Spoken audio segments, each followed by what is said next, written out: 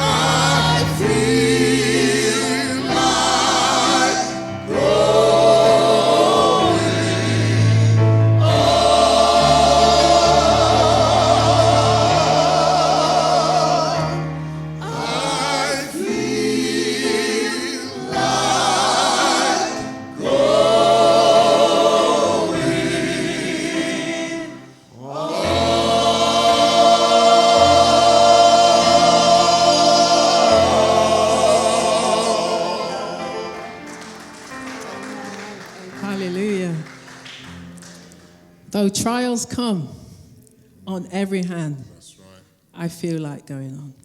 Let's welcome Pastor David Copeland. And he's insisted that we call him Dave.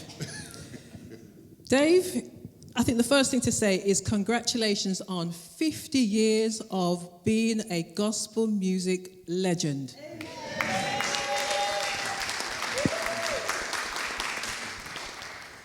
Where do we start?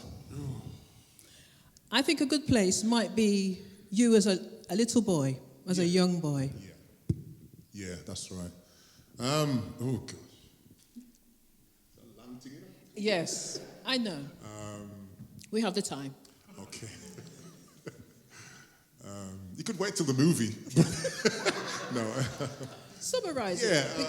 Because I know, that's just to help you then, I know that the radio was part of it for your journey. And some big names that I know your senior pastors, if they heard this story, they perhaps would bench you. Yeah, but you could probably guess that they would probably listen to it as well, you know. But yeah, I was born in Willenhall, between Walsall and Wolverhampton, for those who don't know. But and there was me, 3 brothers, my mum and dad, and very early in my life, my mum passed away. I was a wee bairn, wee child, you know, Scottish, And, or Welsh. And, Caribbean. yeah, yeah.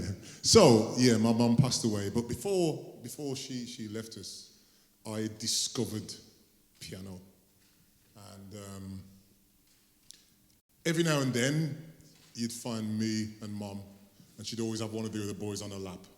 She's singing, and I'm just trying to find my way on the piano, you know.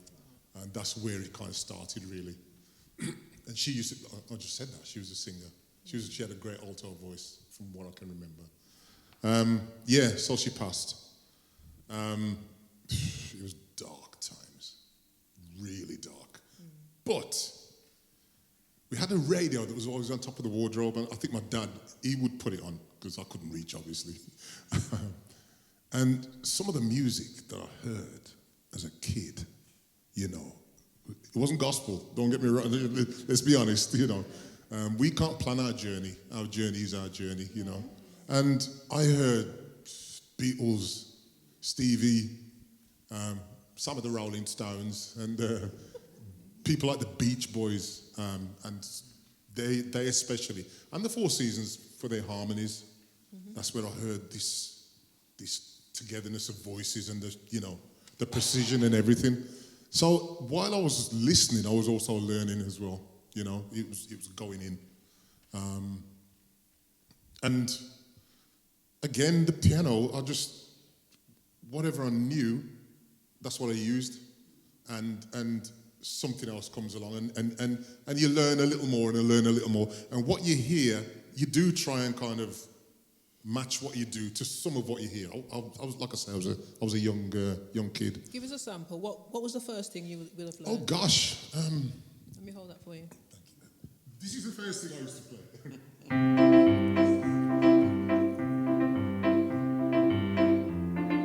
Stuff like that, because that's, two finger. And yeah, so I wasn't, like I say, I wasn't great, but as I progressed and the journey went on, I learned. I was more at the time into the singing. I played more, but I listened to the voices, all those great voices I heard, for Aretha, all of them, so that I was growing. I got into my teens, and I was still at Willenhall. And a lot of the life I was living was, to be honest, a lot of physical abuse from my father, a lot of physical abuse. But the music and God, I had quite a strong awareness of someone that was bigger than me, you know, and that was even before my mum passed. You know, I had an awareness of this God, you know. So he started to become a strong presence in my life, as young as I was, and you can only understand so much as a child, you know. So, and then after our mum died, Dad started going to church. So there was church, there was the music, and there was life at home. So it all started to come together, really. And I started singing at church. And I don't know if you guys experienced that. A lot of our mothers and fathers couldn't quite get the right words, and they couldn't quite sing it the way. And one of the songs I remember was "Take Me Back," but it was "Takes Me Back." Takes me back, takes me back. And so, I remember the first time I heard the proper recording, I cried like an idiot. I really did. I was like, oh, you know. So yeah, when I heard this gospel music, it was like, wow, this. I used to buy me a little record them every now and then, you know, little Chic and. You know a Chic really, right? No, of course not. but I got one day I was at home and I got these records. It wasn't a lot, but it was a reasonable amount, Brother Ray, a reasonable amount. And I took them and I just broke them in pieces, man. Because I was committed now to this music for my soul. You know what I mean? And I still learned. So I learned piano. And what else now? And the school I went to had a lot of orchestral instruments. And little by little, I found out that if I can make a sound with whatever I was trying to play, and if I can find one note, I'll find the next one, and I'll find the next one, regardless of what it was. I played trumpet, E-flat horn, little violin, bit of cello, and all. But you can't master all of that, you know. So in the end, I really stuck to piano, some guitar. Were you self-taught then on the piano? Yeah. Really? Yeah, self-taught. I wish I'd have learned properly because if I'm self-taught, I'm not going to learn that in means the you right played way. by ear then? Yeah. So whatever I heard, to a large degree, I could take in and you know, and play it. My hearing with music now is it's not great, you know, but I remember what I used to play. My memory's still good. And me and my brothers, we used to sing at home, and we used to harmonize and stuff. I remember one time it was like a hot chocolate tune, man. It was like so we were at the dinner table. I won't tell you the song. If you heard the words, it wasn't very pretty. But that's what we heard. That's what we heard. So we do all that. And then my one brother, he was a reggae head, proper reggae. I was more soul, you know, and Gladys and the Pips and all of those people, you know, stuff like that. But we were all we had, me and my brothers, for quite a while. Church life came into it, but when we were at home, my dad was at work, so it was just the four of us, you know. So we'd learn, I'd teach them parts and whatever. Moving on, I started to play at church. I'm trying to remember how old I was. I was about 15 or something like that, or probably a little bit younger. And although my dad dealt with me the way he did, I knew down there somewhere he was proud of me. He wouldn't tell me. I heard him telling somebody else. From him banning could I play? That's not strictly true, is it? You know, but you know what I mean. Fran him barn, Fran. So one day I'm at church, and he's sitting in the pew. And then he stands up and he gets this thing out of his bag. And it was a little keyboard, one of them ones that if you turn the fan on, it runs by fan, so you turn it on, you know. Yeah. And he's like, play this. And I'm like, no. That's the first time I disobeyed him, because I'm not playing that little thing in church. And he, no, I stayed where I was. Yeah. So, but anyway, I played the piano in church. When I was about 16, it was she's one of our mothers now, but she was doing the young people's choir. And she said to Pastor Brown at the time, said, why not let David run I was 16, and they handed over the choir to me, you know. And how did you feel about that? Were you confident? Yeah, because what it was, when I was at home, this music thing was like, it was in my home, but then it started to go beyond the home, and then it's in church, and then it grew from church to district, and then from district to national, you know. So when it was handed over to me, I just took it and just went with it, you know. It wasn't like, wow, thanks, you know. It just I just ran with it, basically. So I started writing songs in 1985. That song there, that's why it sounds a bit youngish. For there's an everlasting life. You know, because I was 14. That's my excuse. Yeah, so I was writing songs like that. And it was kind of like, every now and then the guys, even now at church, they go, oh, Dave, man, maybe your songs from way back. And it was kind of like when you heard a new record that was released, because I wrote it and I said, I'll go a new song, guys. And, and then I had to teach them the song. And then the choir, similar to yourselves, the choir started getting recognition. We'd start singing all over the country. Mm-hmm. And the great thing about our pastor was he trusted us because, some churches you'd have a chaperone and the big people that come with you. But we could jump in a van, go wherever, and there's no shade, there's no foolishness or anything like that. We just went. And I think we kind of had a togetherness based on loving God. We used to visit some churches because we had quite a few guys, and some of them used to think that we came there for, a sister or something. It wasn't the case. I remember my wife, she said, I remember when you came to Gibson Road and we'd all have our briefcases, and she says, you all used to come in, sit down, and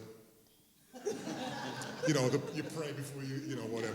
And we really were like that. We really love God, for real.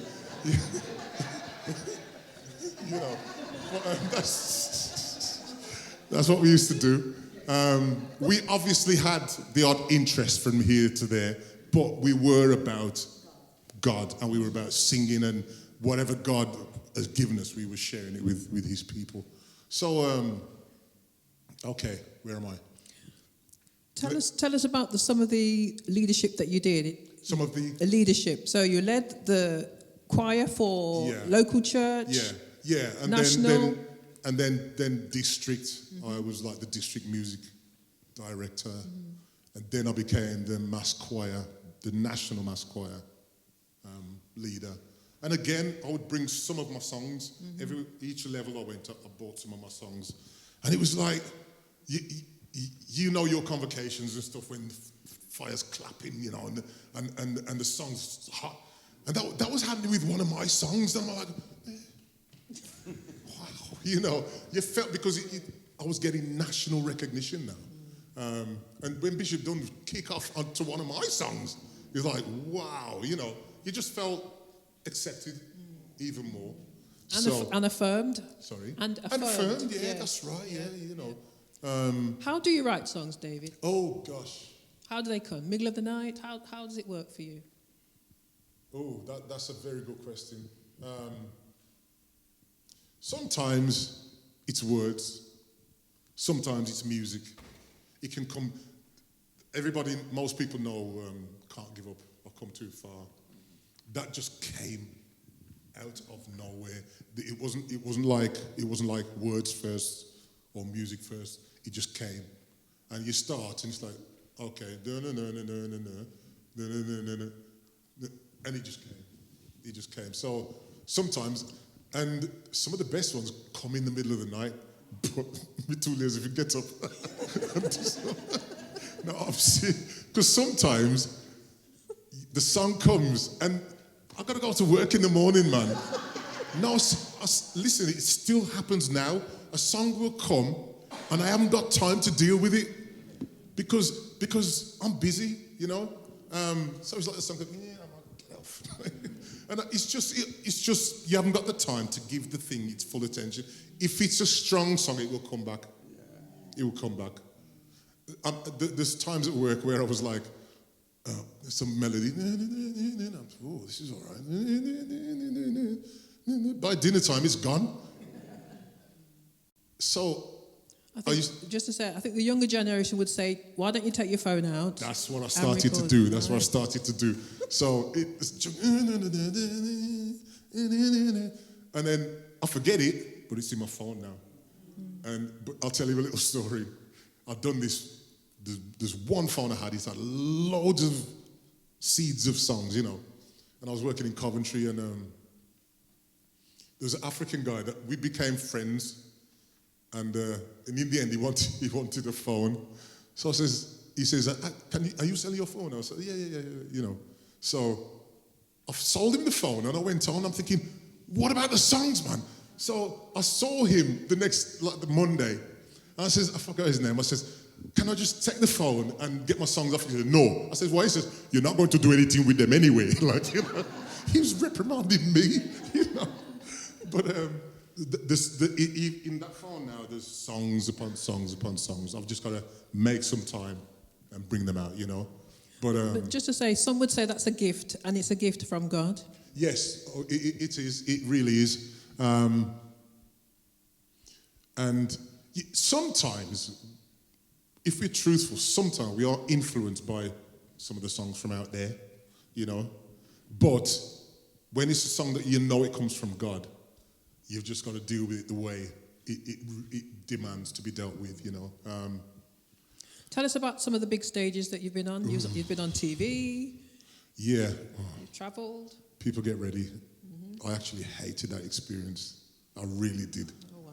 Because... You wouldn't have known that watching you. You wouldn't have known that watching you on People Get Ready. I know. Let's describe. What it was, yeah. It was my first time and I was so nervous because you got 3 cameras and it's like, and there's a red light for whichever one is on at the moment. So I'm all, can't give up, I've come too far, you know, and it was stuff like that. And I didn't sing that great because of the nervousness. So a lot of the other artists, they little things that they wanted to redo, and they were allowed to do it. But when I asked, they said, "No, you're good, Dave. You're good." I knew it wasn't good, you know. So anyway, I'm going to leave that right. I'm not going to say anything. Where's Roger? So, but I've been when some of the artists used to come into Birmingham. Ricky Grundy, well, he came to Wolverhampton. Hezekiah and the Hawkins family and stuff. They'd asked me to open the show for them, you know, which was a privilege. You know, it really was a privilege. Sang with the Winans, Ben Tankard, quite a few people. I've also done a lot of backing vocals on quite a few albums by people that we may not know. I don't know if everybody knows Jonathan Vera. No, he's more operatic. And me and Tracy Riggin, we'd go down to Eastbourne. The thing is, though, is only two away. And they worked us till we sounded like a choir, man. It was like, you know, but we kind of felt, you know, anyway. But it was a good experience. The thing was also that they wanted some harmonies and stuff. So, what do you think? What could you do there, Dave? And I'd give them some harmonies, but my name's not on the record for harmonies. You know what I mean? So, but it's all experience. And 50 years is a good amount of time. It is. Give us 3 things that you'd want to pass down to the next generation of singers, musicians, on their journey of gospel music. One of the things is be yourself. Be yourself. I remember back in the day when all we heard in church was Beyonce. Later on, it was Jill Scott. You know, I'm serious. I'm serious. You know, it's like, and it's offering. You know what I mean? So, God gave you your voice, and your voice, mate. I know people who launch me into space by their voices. And I used to get on my voice used to get on my nerves, but when I started to recognize that that's my voice, you just use that because that's what you were given, you know. Okay. Don't be somebody else, you know. What was 3 things? The next thing is, I think it's important that you feed what you do with the right thing. Yeah, we can't say I'm a minister and, you know, I'm on TikTok or something every day. You know what I mean? And then you come to give a word and it's all about TikTok. You know? Because that's what you fed yourself. You know? I think also listen, especially for younger folks, listen to us guys. I think there's a bit of a disconnection between the generations anyway, you know. Some of the youngsters now, they are amazing. They really are. but I think they need some seasoning. No, I'm serious. They need that thing. They need what we have. So if we come together, we'll share that. And they've got what they've got, plus what we share with them as well. You know what I mean? So those are the things I would. Three important things. Thinking about your own youth and the elders, did you listen to that generation? Yeah. What did you learn from them? You learned their experience, and sometimes you learned their pain. You know, you learned that they continued. You know, because the thing is, we just sang the song "I Feel Like Going On," and when you heard it back in the day, the way they sang it, they meant it. Yeah. They meant it. You know what I mean? So, and I always used to love listening to old folks anyway, because their stories were amazing. And when my children are saying that to me now, it's oh, Dad, I used to love sitting down and listening to it, you know, whatever. It's great because it carries on. It carries on. I mean, all my children are singers, and my wife as well. Tell us, did you teach them? How come they're all okay? What happened for them? It was just the environment they were in. Right. You know, the joy of it was sometimes we'd all be at home. One person will raise a song, and before we get to the chorus, it's harmony. Oh. And I didn't teach them any of that. They're just you know, they were just blessed. And I really thank God for it. We do need to be doing a lot more with what we have as a family. But my one daughter, she does a lot of session singing with a few of the folks, you know, in London and so on. But yeah, I'm glad for that we kind of brought them up right. And you know, I remember when Patrice was 16, she said, this was talking about secular music. She said, "Dad, our music is rubbish, but we love it because it was Stevie, and our music was, you know, was all of the people we were talking about earlier." So they learned from the people I learned from. So that gave them more of a grounding, you know, with what they have and what they do with it as well, you know. Okay. Yeah. You're happily married to Sophie? Sadie, sorry. How did you... I'm going to call her Sophie when I get home. Sadie. I meant to say Sadie, sorry. Sophie, come here. Yeah, sorry. Sadie.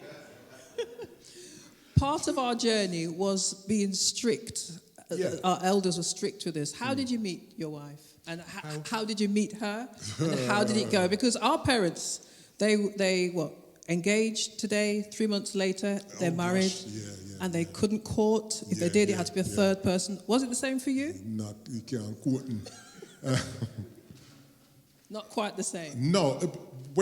As I said earlier about going to, we used to go to Gibson Road a lot, the Mad Church. And she was there. I'm going to tell you a little story a little later. But yeah, I used to get bothered, man. I swear. A friend of mine, she reminded me the other. She's in our church, and she used to say, "Dave, you remember you used to ask me to walk with you because the girls used to used to do my head in." You loved it, really? No, I swear. I'll tell you what happened one time. We was on the front of Gibson Road. He was on the front of Gibson Road, and my friend, he disappeared, and then he came with a young lady. I think I was about 15 or something at the time. He said, "Dave, I've just asked this girl." And she says, "Yeah." I jumped over the wall onto Beau Desert Road. I ran down the road, and I hid in somebody's garden for about half an hour. I wasn't coming out till she'd gone. You know.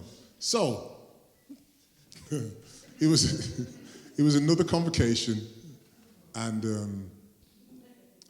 I was playing bass by this time. I played bass for quite a few years in Bethel. So we had a break, and this young lady come up to me. This is Sadie. She says to me, "I likes the way you play that bass." That's exactly what she said. "I like the way you play that bass." And I'm like, and you know what it is as well? Because as I said before, I'm serious. When I was a young child, I was even too afraid to go to one of my own birthday parties. For real.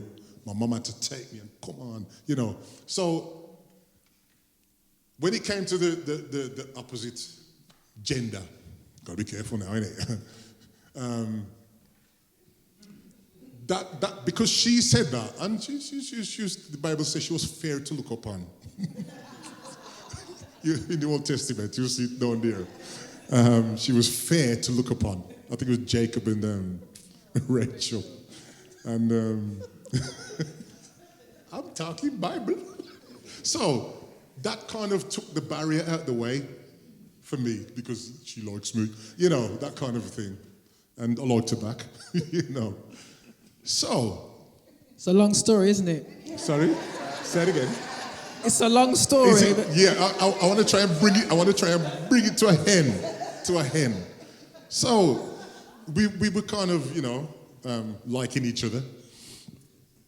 And I said to her, Said, because her dad was an elder, and her mom was like a missionary as well in the church, and he's burning them, you know, and he's just wassail. So I said, Said, I don't want to hide this. I want your parents to know because I didn't want to do anything behind anybody's back or anything. How old are you first, by the way? How old? I think I was about probably 21. Yeah, probably about 21, 22-ish. Mm-hmm. And he said, oh, I don't know what my parents are going to do. And, I said, Said, you're going to have to tell them. And you mentioned the phone box earlier, the red one. So I found her one time. So this is me telling her to tell her parents, you know, tell your parents, blah, blah, blah. So I phoned her and she says, I said, you're right, Said? She said, yeah. She says, Mom and Dad know. What do you mean your mummy and daddy know? Me, I'm the one telling her to tell them, and now they know, I'm like, But she said, her mom woke up in the middle of the night and she called Sadie out of her room and says, I need to talk to you. Yeah? So Sadie's like, okay, Mom. And she says, what's up? She said, I've just woken up from a dream. Mm-hmm. And Mom said, I had a dream. And she's like, really? And she says, yeah. And she says, in the dream, I was approached by this lady. And I'm like, yeah. And she says, the lady said to Mother Jones, you don't know me, but I know you. And my son is friends with your daughter. But don't worry, because everything will be all right. That was a dream. I'm like, really? Yeah, that's how that sealed the thing, you know. Wow. So yeah. There we go. That's scary, man. And how many years you been married now? 40 this year. Look at that. Okay. Amazing. Yeah. So you've been married 40 years. That's right. 4 children. 4 children. How many grandchildren? 7. Wow. 7. Yeah. Wow. Yeah. So your granddad, Popsy, what they call you? They call me. Some my youngest daughter's children, they call me keyboard granddad. They call me, keyboard granddad, you know. And I've got to tell you what they call Sadie, because she makes their little things to bring to church to eat. Okay. So they call her snap bag nanny. Yeah. So yeah. I love them immensely. Sometimes I'm in the studio on the top floor of church, and if I know they're at home, I'll turn everything off and I'll go home. Because I just want to spend time with them, you know. Yeah. Grandchildren are amazing. Amazing. So, How do you relate to them different to your own children? Because I think about my mum and how she is with her grandchildren. Different to how she was. Very different. Yeah. She would say, you have to negotiate now. Negotiate. What are you like with your grandchildren? And what would your children say? My children, we were strict to a degree, to quite a degree. What was the strictness in the Copeland? Sorry? What was the strictness in the Copeland household? Have manners, first of all. Okay. Manners, big time. Whatever you know you need to do, just do it. We used to have this thing, me and Sadie say, we should work first and play later, you know. And we don't mind you playing, but make sure you do what you need to do. Sometimes you have one parent who's a bit softer than the other. That wasn't the case with us, because children can play on that, and they can spot when, you know, where the gap is and, you know, work it. So that wasn't the case. Thank God they've all been to university, all four of them. They've qualified for whatever they studied. And that was it really, because the main thing with me, you know, you get some parents saying, "Mia, you are not friending." I disagree with that. I'm serious. Me and my children, I class them as friends, because if something goes wrong between us, the friendship is in danger, and they know that as well. You know, so I class them as my friends. If I have to be dad, I'll be dad. Don't worry about that. You know, okay. but I treated them as friends. You know, and they were and are my best friends, okay. Even now. Yeah. Well, just to finish off, what do you hope for your grandchildren and their generation? Oh, Lord. I hope above everything that they love the Lord even more than us. Because you see, once we've all gone, they're going to need double portion. They're going to need 10 times whatever because of what's out there now, you know? And we won't be around, you know, so I just hope that they, and all of my grandchildren, there's one, he loves drums, and he loves church. He absolutely loves church. They're even talking about on his next birthday, we're going to have it at church because he just loves church, you know. And I hope they keep that. I hope they learn more about God. That's one day. They've already written one of their own praise and worship songs already, you know. So. Do you approve of it? Sorry? Do you approve of it? Yeah. Okay. Yeah. Did you not get involved in any way? No, because they've done it at their home and they came singing it, you know, and I'm like, oh, that's wonderful, you know, that's great, you know. So, yeah, I'm very proud of them, but in a godly way, you know. And the main thing is, I just hope that they remain with the Lord, you know, and we've got to give them the space to let that happen, you know. So. Well, Dave Copeland, we've tried very hard to fit in 50 years of your journey.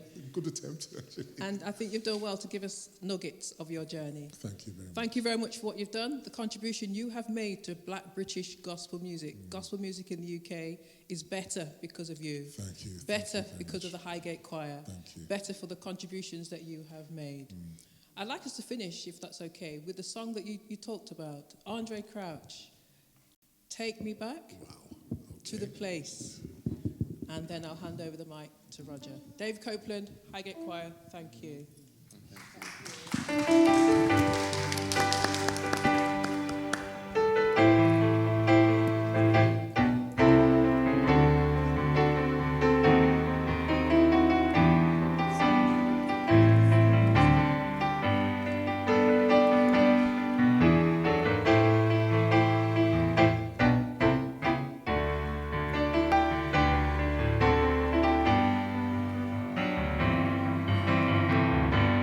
Take me back.